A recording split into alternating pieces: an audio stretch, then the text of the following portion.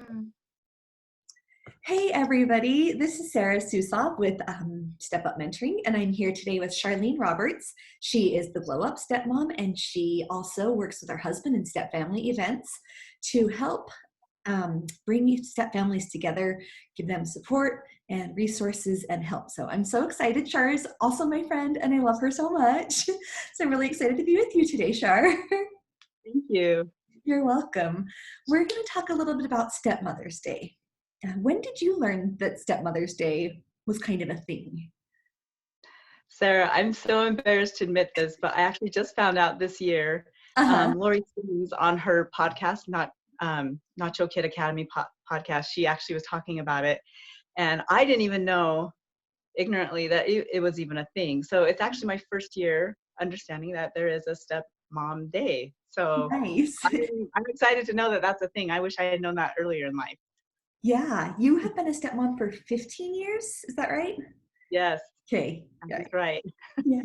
But you were a mom first. How do you feel like being a mom influenced what you do on Mother's Day?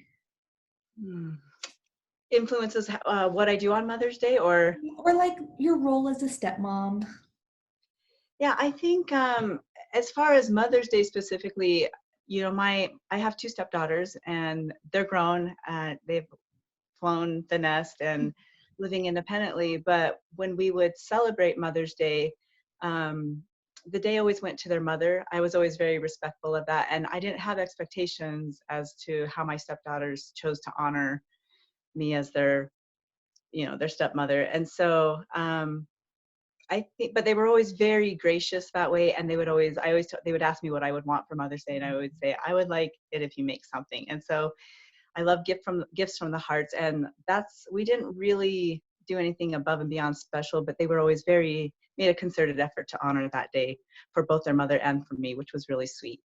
That really makes sense. I think it's such a good perspective to have to detach from the expectations of Mother's Day, because I've seen so many women get really hurt about their partners not celebrating them as a mother or a stepmother, and it's really difficult if you can kind of detach from that like expectation. That's really helpful. So I love that. You were a mom first, like we talked about. How did that influence what you did as a stepmom or what you felt like your role was? I would say that was huge, in a lot of really positive ways, but also I think it set me up some ways too, just to feel like I'm a very nurturing, motherly type instinctively anyway. And I think a lot of that goes back to my childhood too, where I grew up a product of divorce, and when my parents separated, I also took it upon myself to kind of fill in where my parents were. They were working and going to school, and um, we had a big family, and I was the oldest, and so I naturally just kind of stepped in. And I found that it felt very comfortable upon being a mother, and then when I had my role having my role as a stepmother, I really feel the same way, where I just have these maternal um, instincts. And I think in a lot of ways it was good, because I love, I always tease that I fell in love with Stephen because I fell in love with his daughters first. Like, they were just my heart. I'd always wanted daughters, and when I met them, my heart lit up, and I really did care for them. And I know some people don't have that same experience when they first are introduced to their stepkids and they're integrating. That's not always the sweet experience. And I'm not saying everything was great. We definitely had our challenges, but as far as the motherly side of things, it was important for me I did kind of come in with the expectations of wanting to love my stepdaughters the way I loved my children. And I didn't want to put those lines like, you're my stepdaughter and I'm your stepmom. We just kind of had this, they didn't like calling me the stepmom, and they didn't Mhm. want to be called stepdaughter. Mhm. Anyway, I'm kind of going off a little bit, but Good. I think I have a story, Sarah. When I was 19, I gave a daughter up for adoption. And it was one of the hardest things I ever did in my life. And as I placed my daughter for adoption, I trusted that there was another woman out there that would love and care for my Mhm. daughter as much as I could. And at the time, I was a young teenager, didn't have the skill set to take care of a child, and I just wasn't in a economic position to do that. And so my hope was that someone would love her and take care of her. And I think I carried that with me into my stepmotherhood, where I really valiantly wanted to care for these children and to love them and take care of them, and not take the place of their mother, but to respect that, and that my stepdaughters would understand that too. Yeah, Shar, that's really beautiful. I didn't know that about you, and that makes my heart feel all kinds of big for you.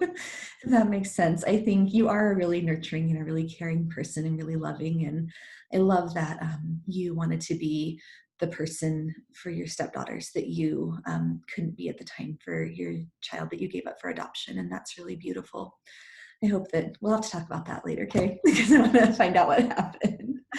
Um, on Mother's Day or Stepmother's Day, what advice do you have for other stepmoms? I have I have some good advice, I believe. So I think sometimes as a woman, as a mother, we look for a lot of validation from others, from our spouse, from our children, sometimes even our own mothers or parents, to validate whether or not we're doing a good enough job. And when we look externally for joy and happiness and validation, I think that's where we become unresolved.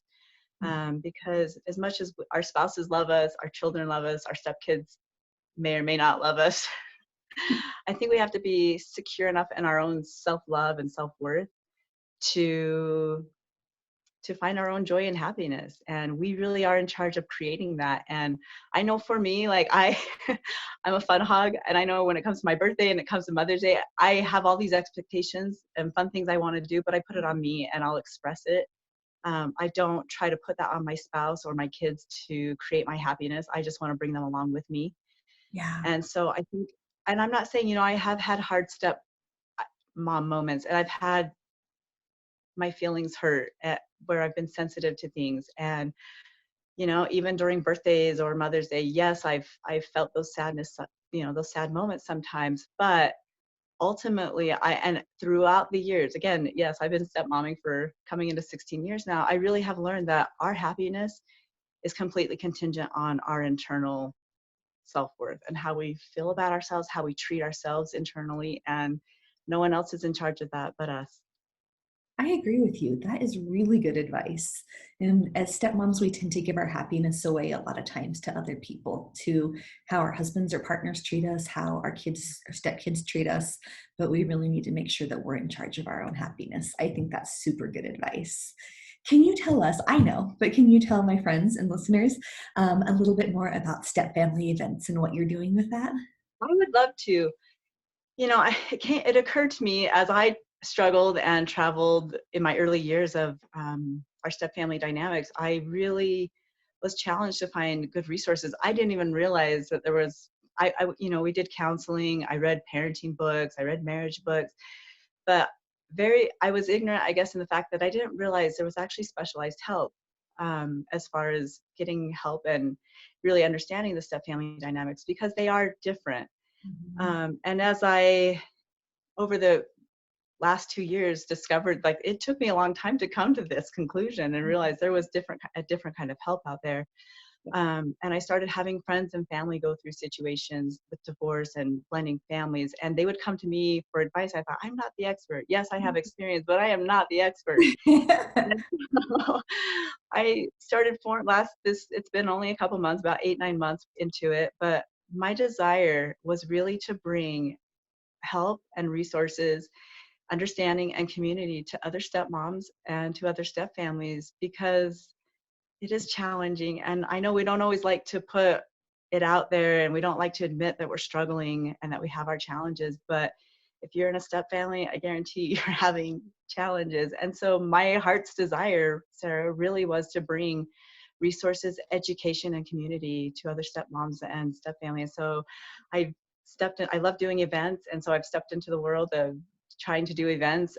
Step Family Events is my entity.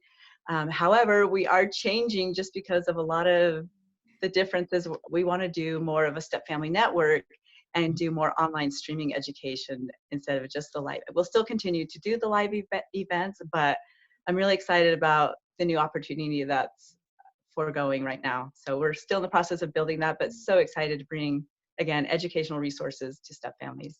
That is fantastic. From what I've heard from people, I've been to both of the events that you put on, and from what I've heard, it's been very successful and very validating to hear that step families go through a different experience than families of that nuclear families go through, intact families. And it's so validating to know that you're not the only one going through that. And so I think you've done a great job so far.